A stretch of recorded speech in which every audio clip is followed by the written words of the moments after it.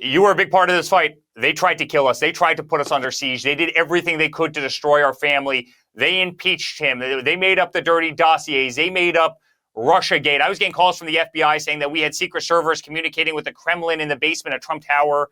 Hey, you've been in that building a million times. Everybody knows it's a lie. You don't keep servers in the basement of towers. They flood. They deplatformed us off of Twitter and Facebook and Instagram. They weaponized every DA, every AG in the country. I became the most subpoenaed man in American history. They took my father off the ballot in Maine. They took him off the ballot in Colorado. They tried to destroy us. They deplatformed us. They debanked us. They did everything they could. They raided our home. They raided Mar-a-Lago. They raided Melania's closet. They raided Barron's room. They did everything they could. And then they tried to kill my father. And then they tried to kill him the second time at the golf course. And then they just shot our friend Charlie Kirk. They've done everything they could to take us out as a movement, as a family, as a group of people who believe in this country. And the story had to be told. All right, guys, it is Tuesday. I don't know. For some reason, I feel like a Wednesday already. I feel like we're there, but maybe pump the brakes a little.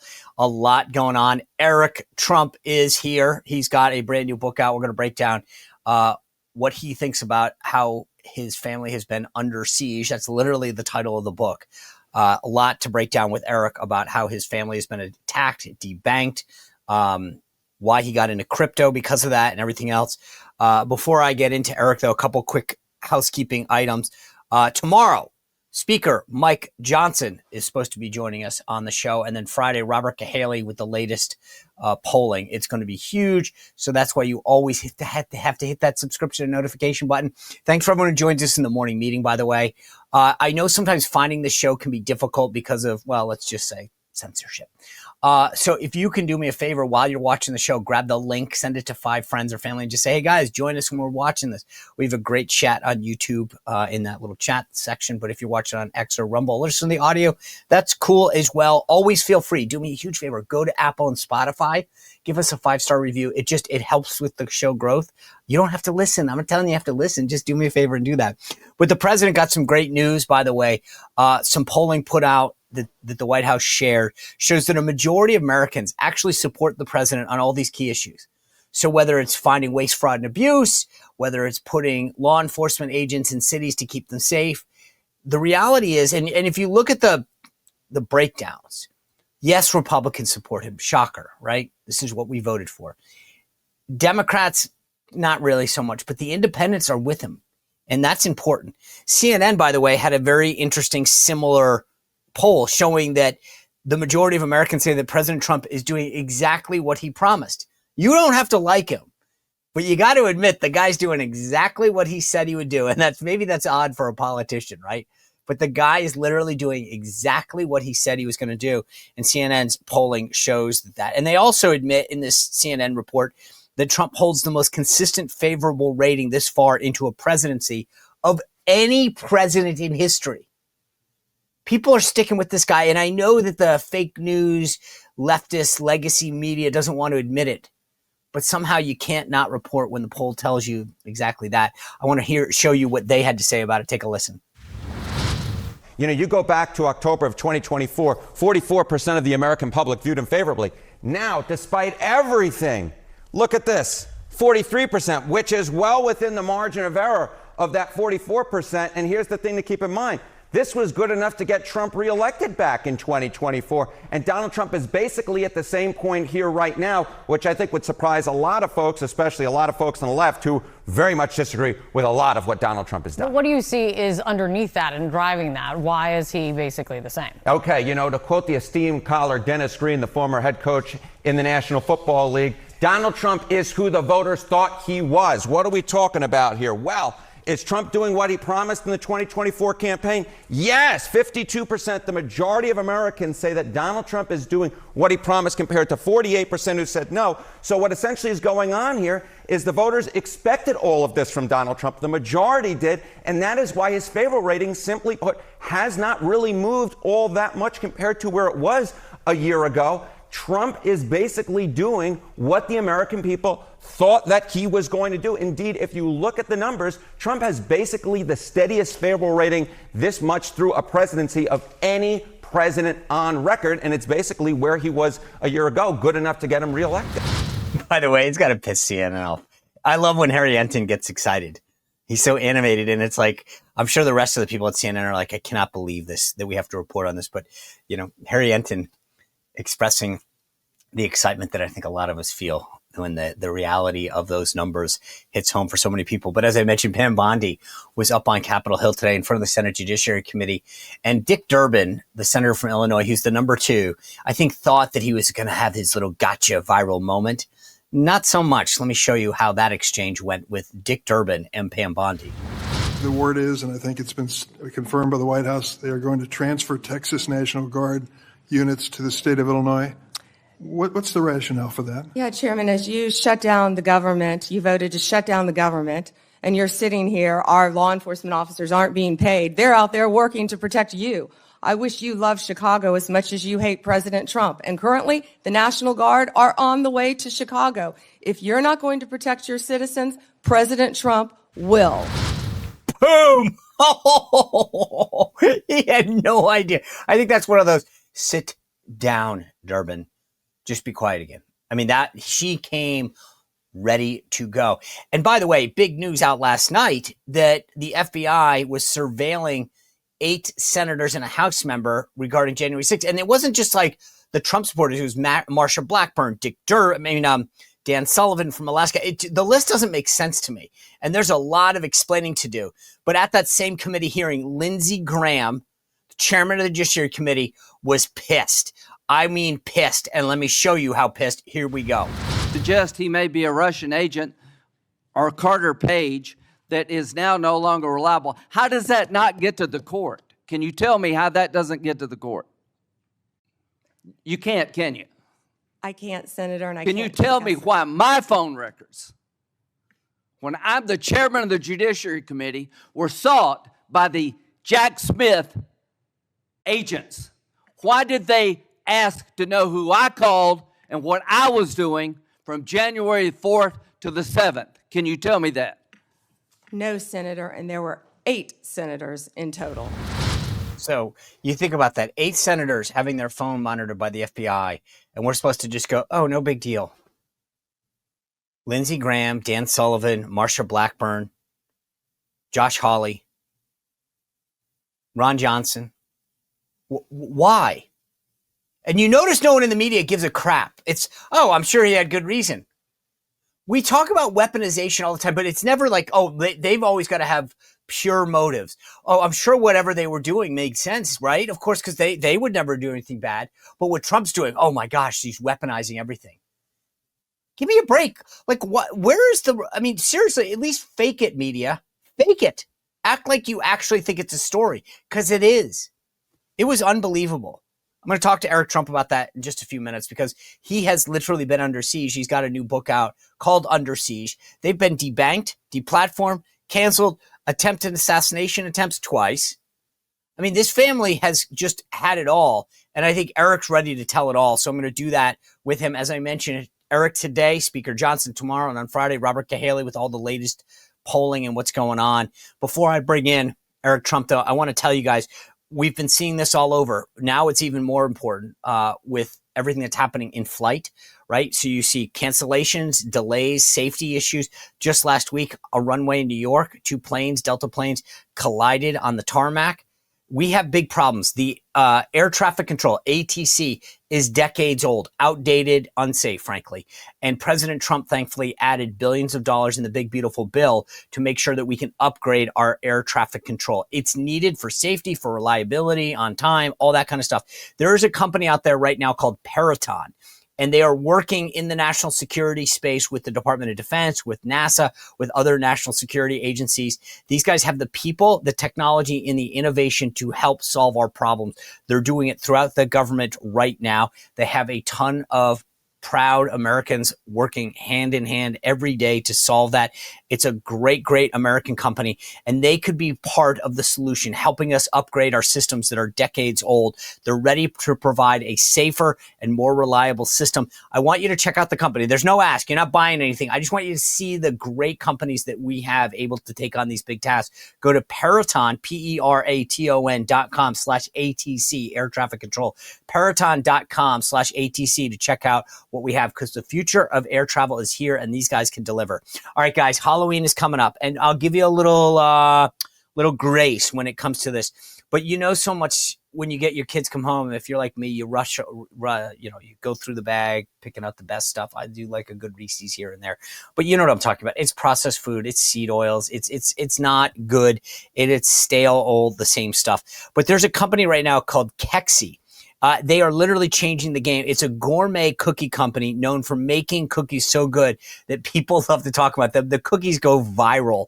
And this Halloween, they are putting together a very special box. They've created this Halloween cookie box packed with 6 killer cookies. The idea, it gives you treats that you and your kids will actually remember, and you'll wish that Halloween came around more often. Here's a peek at the book. At the box, so they've got a mummy cookie, which is a chocolate cookie stuffed with Nutella and packed with white chocolate, and then topped with their homemade frosting. They've got 5 other flavors in the box. Look, Halloween only comes once a year. Even if you're on the Maha train, you get an exception at Halloween. These things are amazing. I mean, again, in moderation, everything is good. But instead of having a bunch of old candy that's the same old you can get anywhere, you've got to try these Keksi cookies. They ship straight to your door, but supplies are limited. They go viral. They gotten really popular. So once that Halloween box is gone, this is an treat that you are definitely going to want. So get the Halloween box and make Halloween special and different. Go to Keksi, KEKSI.com, KEKSI, Keksi.com. And if you want to try any of those cookies, you can use code SEAN15, SEAN 15 at checkout for 15%. It is not available on the Halloween box, but it is available on all the other cookies. All right. Without further ado, though, I want to bring in the executive vice president of the Trump Organization and the author of a book that is about to come out on October 14th, already a bestseller, of course. The book is called Under Siege, My Family's Fight to Save Our Nation, Mr. Eric Trump. Eric, great to see you. Congrats on the book. Thank you, my friend. It was a labor of love. We've gone to #1 in just about every category on Amazon. I think people are voting with their pocketbooks right now, and it's a great honor. Yeah, you've got a great forward from what I understand. Very difficult to pull that off. How did you get this guy to write a forward for you?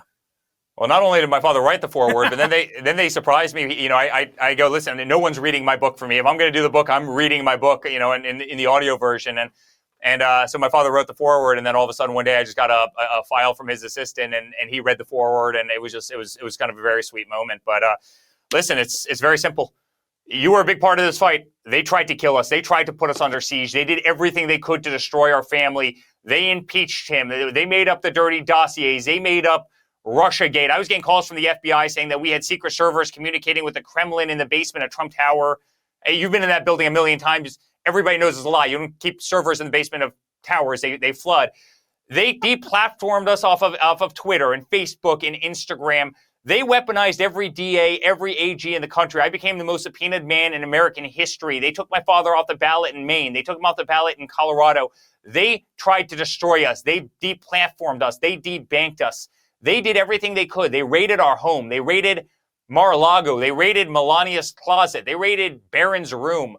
They did everything they could. And then they tried to kill my father. And then they tried to kill him the second time at the golf course. And then they just shot our friend Charlie Kirk. They've done everything they could to take us out as a movement, as a family, as a group of people who believe in this country.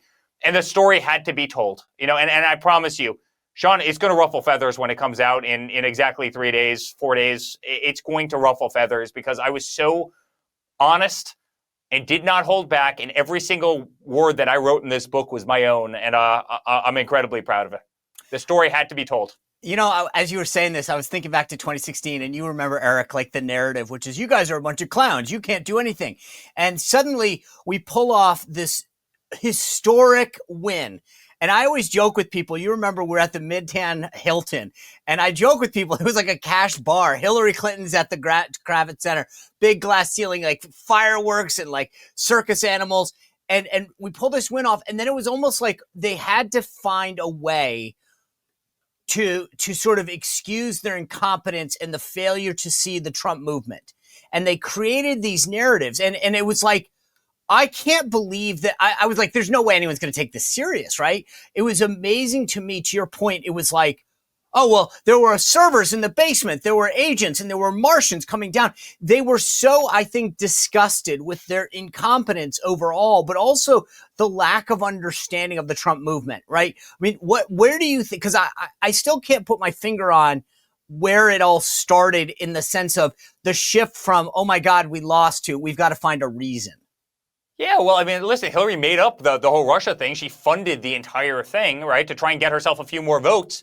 And then to try and save face when a bunch of kind of derelicts who didn't know anything. Hey, I remember, Sean, I remember being asked to speak at the Iowa caucuses by some like 23-year-old staff member, right? The biggest location in all of Iowa.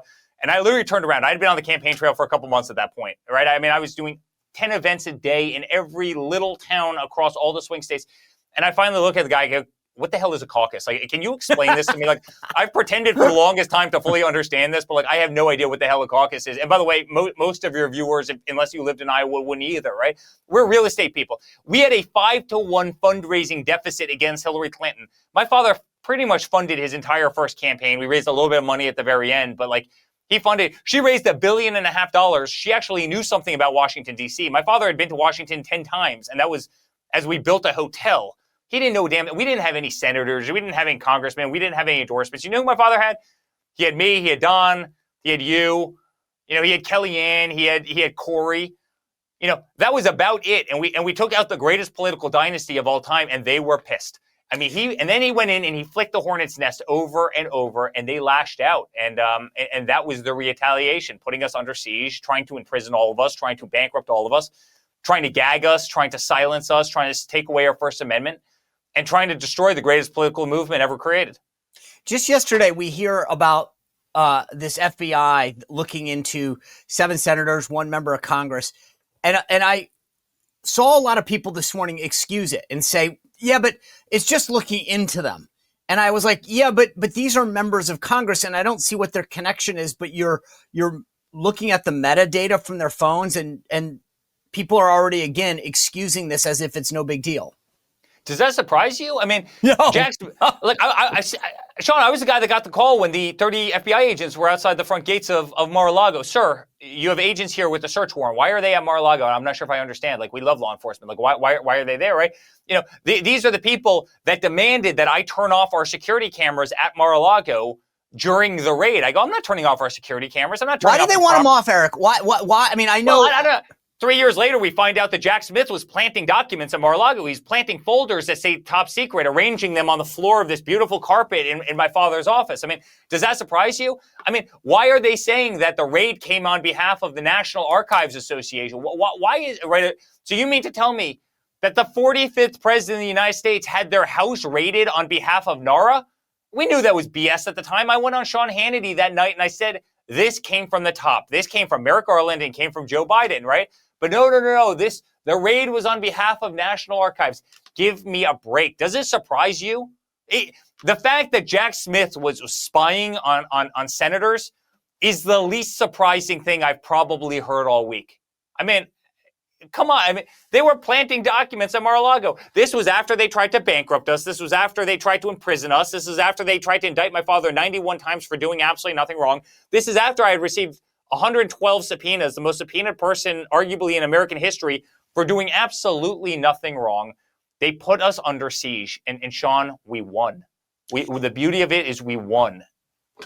So, Eric, as you said, you're this business guy. You're involved in real estate deals. Your dad comes here. I mean, you actually, more than that, you were also like on television. You guys were highly successful in that endeavor as well. Your dad says, hey, I want to run for president. But you're well-educated, as is your brother and your sister, right? I mean, you guys grew up understanding how the government works, like we all did. Like, this is how government works. We elect people. When you look back on this process now and you go, okay, I'm a smart guy. I'm a successful businessman. I thought I knew how the government worked. How much of it is like a surprise to you going, holy smokes, like I didn't realize that you could actually have this kind of stuff happen in America?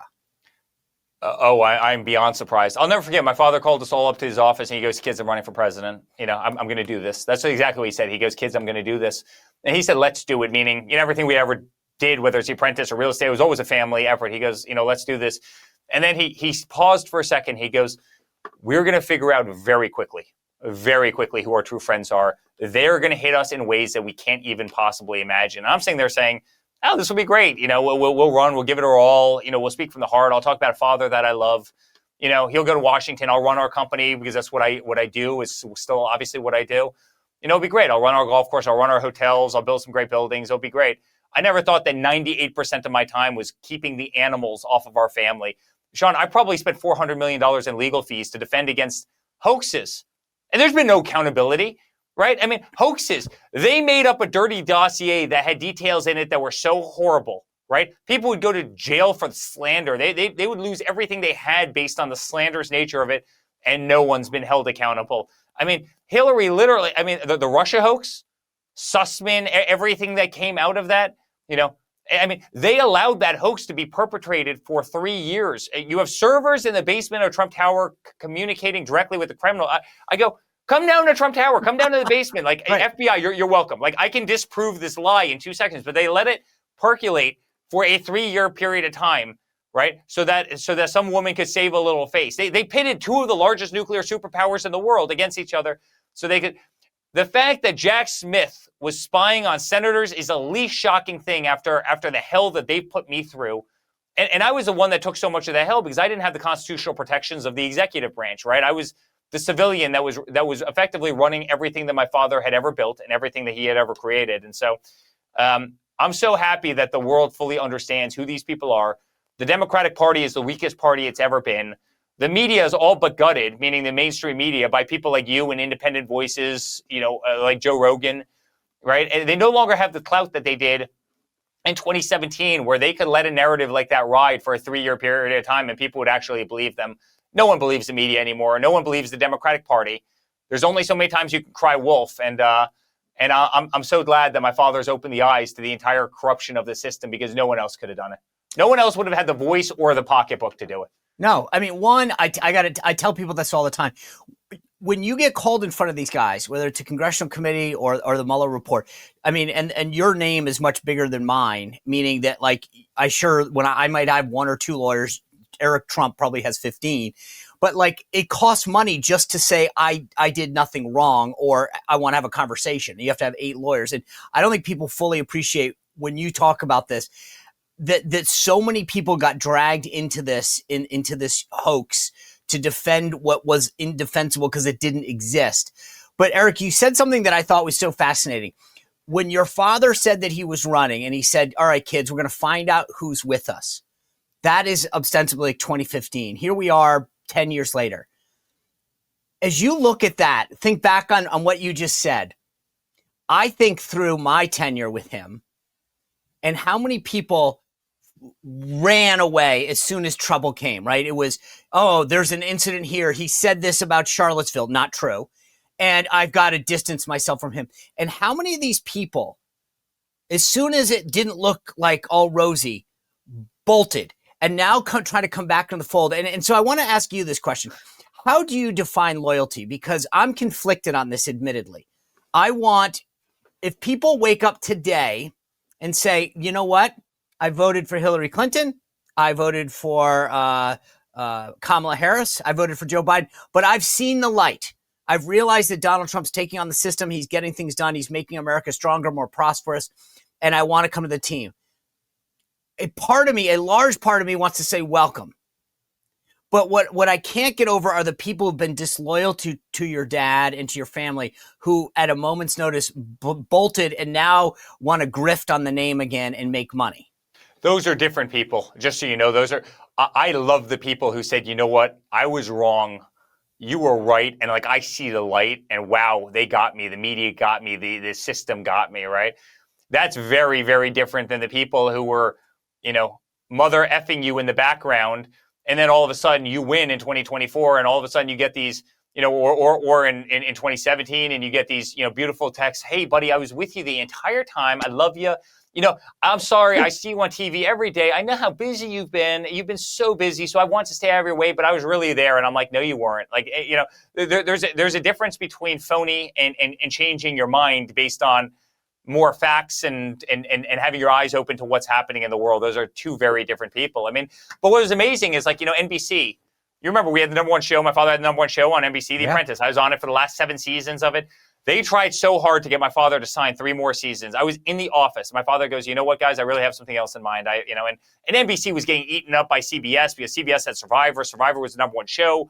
Apprentice comes along. NBC was winning again. My father goes down that escalator a couple days later, and NBC turns on him like he's a dog, like they had never even met him, like they had never seen him before.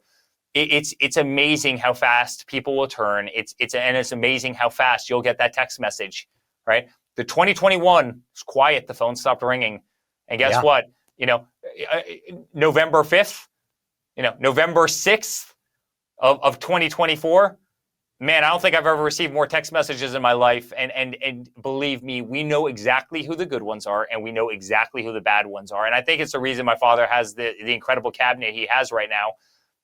Because all the others have kind of, weeded themselves out.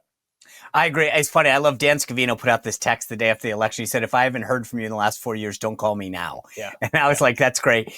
What is, in your opinion, what is different between now, the first time and the second time? You mentioned the people. I agree with you 100% on that. What do you think the big differences are? Well, let's just take that. The mainstream media is dead.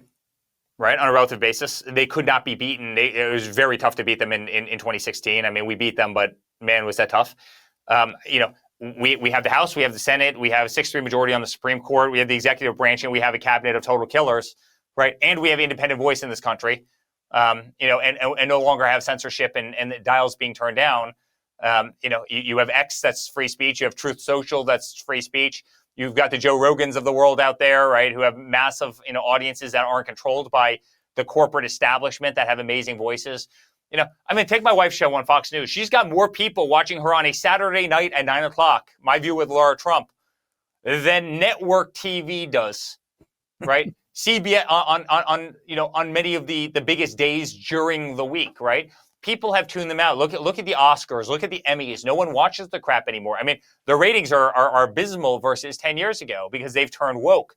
Everything that went woke went to hell and has failed. At the same time, now all of a sudden you have all these new platforms where you have people with independent voice and they're touching the listeners. People are consuming media in different ways. And so I think my father's administration this time is 2017 on steroids. But it's 2017 on steroids with advocacy that we never, ever had in the first administration, and a Democratic Party that's totally falling apart. All while my father throws so much lead in the air that they literally can't counter narrative. It is so much freaking fun to watch, and he's having a blast, and he's so good at what he's doing. And, after everything they did to us, after this, after the siege, after trying to destroy us, I can't tell you how proud I am of him, how proud I am of this fight, how proud I am of you, of Steve, of all of our friends who have stood there and been prosecuted and targeted and harassed unmercilessly, and yet we came out the other side victorious. Those are the people that are going to go down in history as the true warriors. And I'm proud to have never, ever, ever for 1 second, even in the darkest age, have left that stage. Yeah, it's funny. I think I talked to him last week. He has such a level of, and to your point, a level of confidence now. He enjoys the job. He seems like he's always having a good time. And even in the most difficult times, he gets the power of the presidency. He gets the tools at his disposal. He's got an amazing team, as you mentioned. What's funny though, Eric, you mentioned all these forces, and I can't help but notice what's going on this week. I live here in Virginia. The Attorney General Democratic candidate, Jay Jones, comes out with these texts about wanting to put, this has got to be near and dear to your heart. You've got him threatening to kill the former Speaker of the House, a guy named Todd Gilbert, by putting 2 bullets in his head. And the Democrat Party that told us a couple of weeks ago after Charlie Kirk's assassination, it happens on both sides. It's a both sides thing. We all need to take the temperature down. has kind of just muddled the response to this. And by the way, this comes on the heels of yesterday, JB Pritzker, the governor of Illinois, saying that Kristi Noem needs to release her thugs, which are ICE agents, federal agents, doing their job, implementing the law of the country. And yet, here we are once again. You know, your father gets assassinated, attempted assassination. We still don't know entirely what happened there, but we all need to take the temperature down. Charlie Kirk assassinated, life snuffed out. We all need to take the temperature down. It happens on both sides. And here they are again, the latest example of this. And, you know, we are literally all under siege and nothing from the left. Every time I hear this from somebody on CNN or somebody on ABC or NBC, Eric, what do you think about everybody just taking the temperature down? I start gritting my teeth, and I do this. Really? Government's being weaponized because they're going after Comey for what very much looks to me. You know, I mean, it very much looked like he lied to Ted Cruz to me. I mean, we're just watching that video, you know, and so somebody gets prosecuted, no different than every person that we knew in my father's inner circle, right? I mean, they went after every single one of them, but yet, hey, don't worry about Hillary deleting 33,000 emails. Don't worry about impeachment 1, impeachment 2, raids on Mar-a-Lago, Russiagate, dirty dossiers. Let's not hold any of them accountable. How about the justices in Colorado and Maine that took my father, literally subverted the will of the American people, just willy-nilly took them off the ballots and stayed. Don't worry about them. How about Letitia James and Alvin Bragg and Judge Merchan and Judge Engoron? Don't worry about any of those, those crooked actors, right? Who have all been overturned since. Nothing to see there. I mean, how about so many of the problems that we saw in the 2020 election? Nothing to see there. But, James Comey is being targeted, a man who is supposed to be leading the FBI, supposed to be keeping our homeland safe, but instead spent his entire time leaking memos to the New York Times. Give me a break. I don't want to hear it from these people. I just don't want to hear it from them. My father cares about restoring this nation, restoring our flag, restoring Christianity and God to society, restoring family values, having the greatest military, having a country that we're proud of, ending woke nonsense, having great education in this nation. That's what he cares about. And all the time, safe cities, obviously in Chicago. You saw how quickly he cleaned up Washington, D.C. 12 days, they arrested 1,700 people, and Washington, D.C. hasn't had a crime since practically. Right? But yet Pritzker, the Democrats have run that city for 100 years and it's only gotten worse every single year, and he goes in to try and help and all of a sudden he's the Antichrist for doing it. It is so disgusting and so crazy. And by the way, that's why we won, Sean, in such spectacular fashion. That's why we won the popular vote. That's why we won every swing state. That's why we won every state in the nation tacked to the right. By the way, because it's funny. People aren't putting up with this nonsense. I say to people, what's funny is your dad's not up for re-election, okay? And where is he spending his time and effort? Helping blue cities get safer. No one wants to talk about the political piece of this, which is he could be out there sucking up to every red state voter, giving them subsidies, going to Montana and Florida and places that voted for him. But no one wants to actually talk about the political reality that he's spending his political capital keeping the cities safe who didn't vote for him. I mean, think about the political irony of that. He is spending his last year in term limited in office helping people be safe because he actually cares about the country, not just partisan politics. And that is such a narrative that will never get told about him. Well, I mean, listen, Donald Trump was the last person who actually needed to run for politics. We are the last family, as you know better than anybody, Sean, that needed this job. Believe me, his life would have been a hell of a lot better just living at Mar-a-Lago and playing golf every day and enjoying his grandkids and running a beautiful company and enjoying me and, versus the thousands of hours he's had to take, the millions of subpoenas we've all gotten and depositions and document discovery and, him having his ear shot off and almost getting killed another time. And believe me, our lives would be a lot better. The reason he does this is he wants to fight for this nation, and a nation that has been so poorly managed, by incompetent people, frankly, on both sides, but mainly on the left. And there's nothing that warms my heart more than him fixing Chicago. I built a great building. I operate a great building in that. I've stayed in it.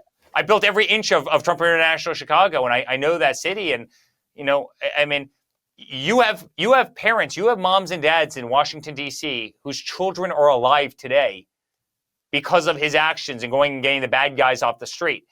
They used to have 7, 8, 10 murders a weekend. Now they have none. There are people alive because of Donald Trump. And isn't that amazing that they deny that, they deny that help in Chicago, which has worse crime statistics than Baghdad?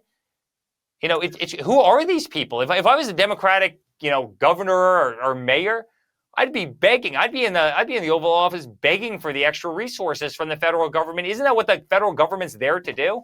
Yeah. Yeah, Eric. The last thing I want to ask you is you mentioned. I mean, when your dad decided to run, you took over the businesses, and this doesn't get as much attention. But I want you to explain to audiences. You guys got debanked.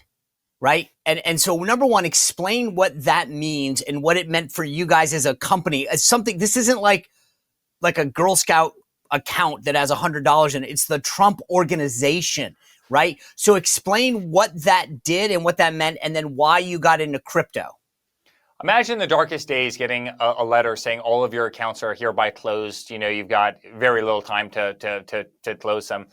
And sitting there saying, okay, we've got the biggest commercial buildings in the world, hotels, residential buildings, tens of thousands of people on the payroll of these, thousands of vendors, thousands of customers, ACH payments, lockbox provisions in loan agreements with other lenders, real estate taxes that have to be paid, utilities that have to be paid.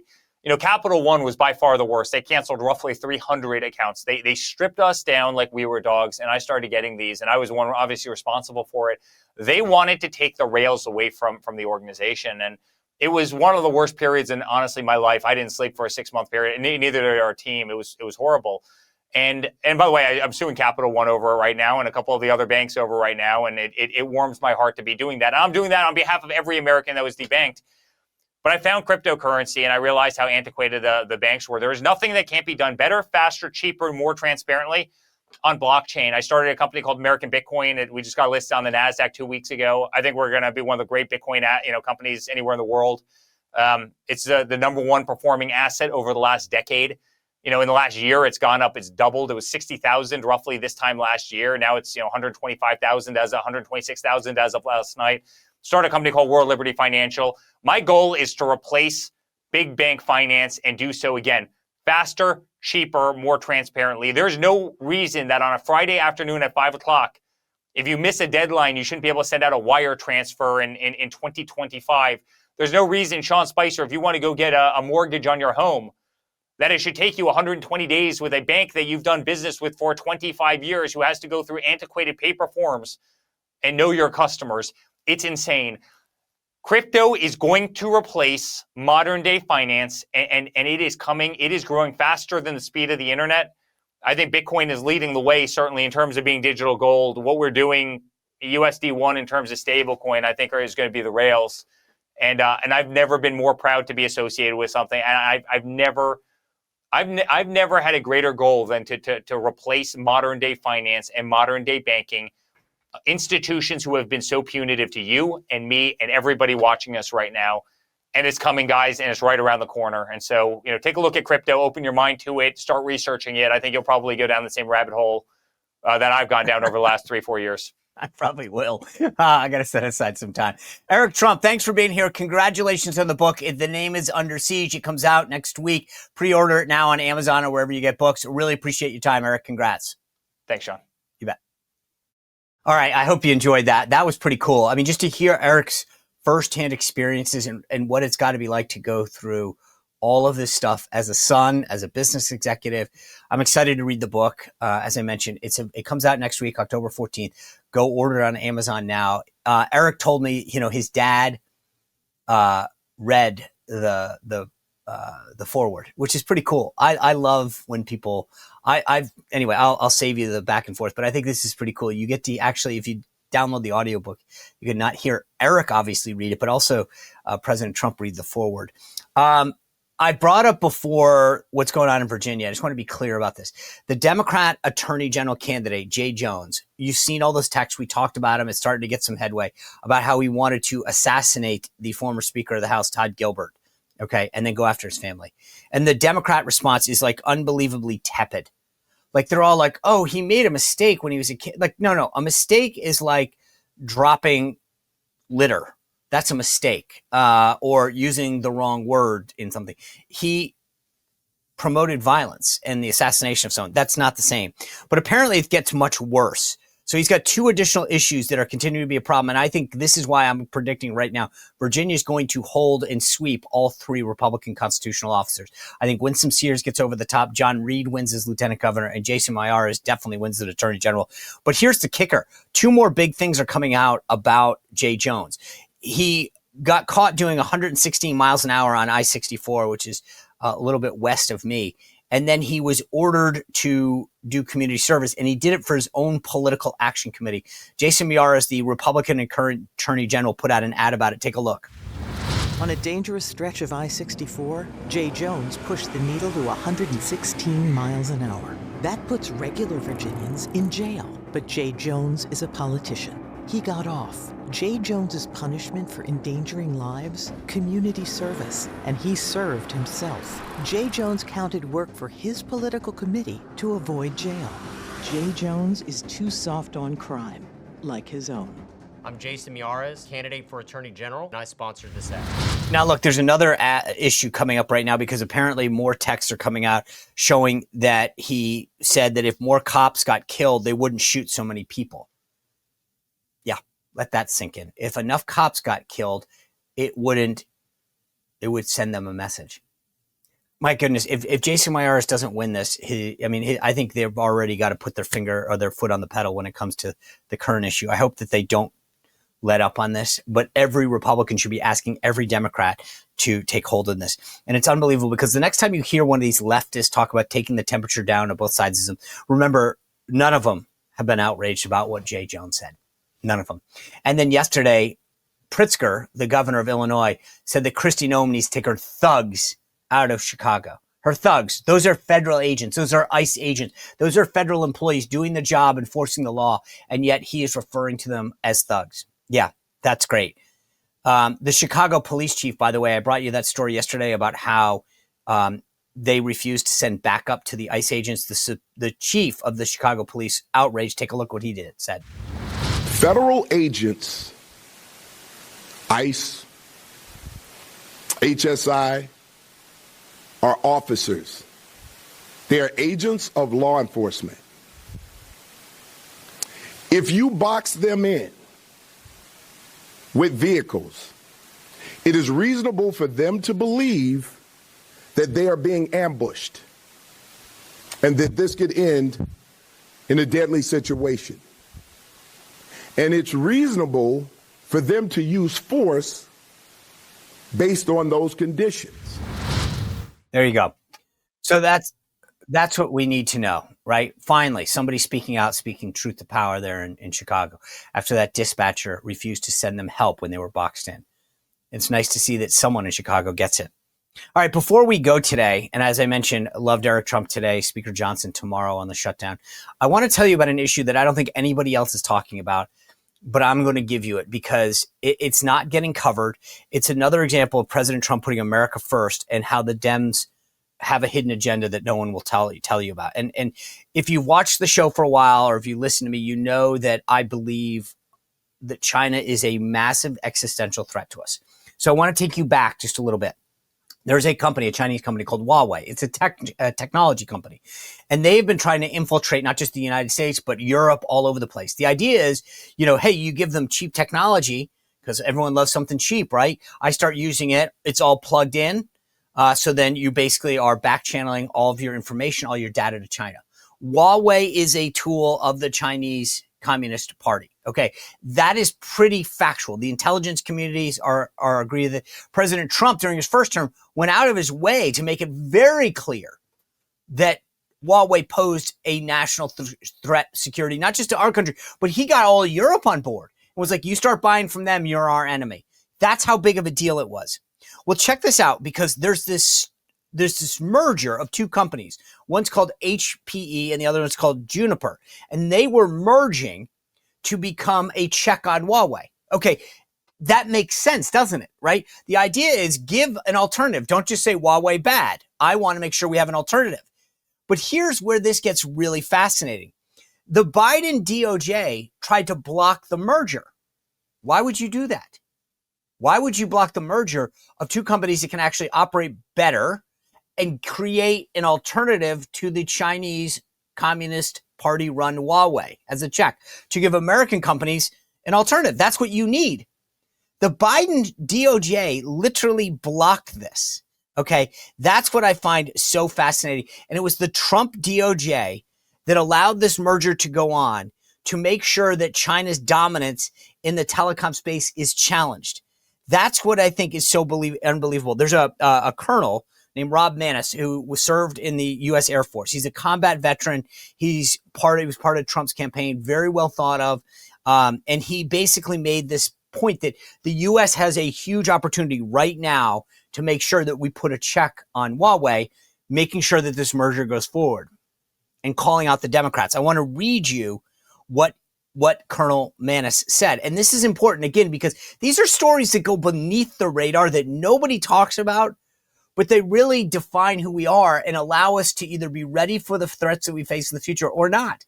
No one wants to talk about it because they may not be really sexy or whatever. But the bottom line is these things, you turn around 50 years after you get your butts kicked and go, how did that happen? You go, oh, because we let Huawei under the tent.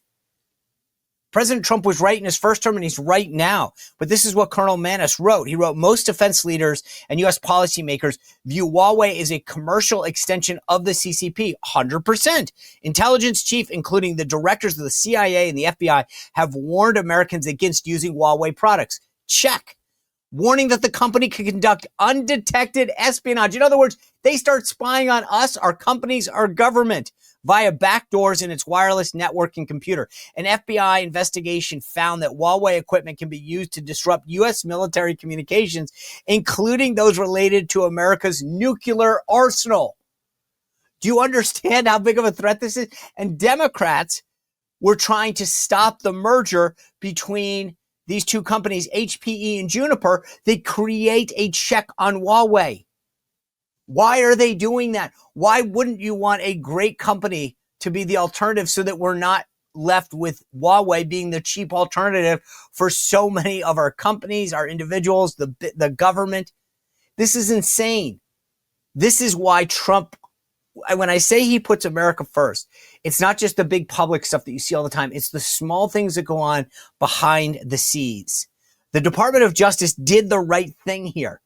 They should be applauded for this. President Trump should be applauded for this. And you do have to wonder why the Democrats are standing up for the Communist Party in China. Pretty crazy. And like I said, I don't think you're going to hear this story anywhere else, which is why I wanted to make sure I explain to you what's happening and why it matters. Remember, this merger may not get a lot of press, but it is critical to our future and to our national security.